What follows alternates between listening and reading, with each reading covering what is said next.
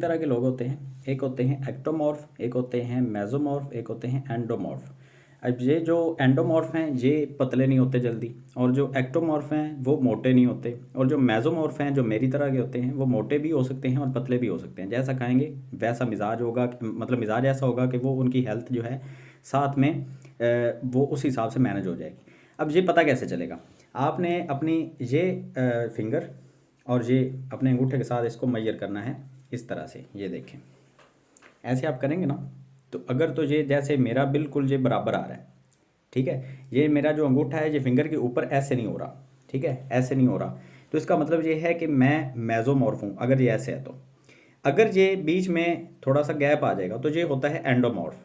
और ये आपने इस हड्डी, ये जो आपकी हड्डी होती है ना, यहाँ पे आपने ऐसे रखना है। अगर गैप आ गया तो एंडोमॉर्फ, अगर मिल गया तो मेसोमॉर्फ, अगर ऊपर आ गया तो एक्टोमॉर्फ।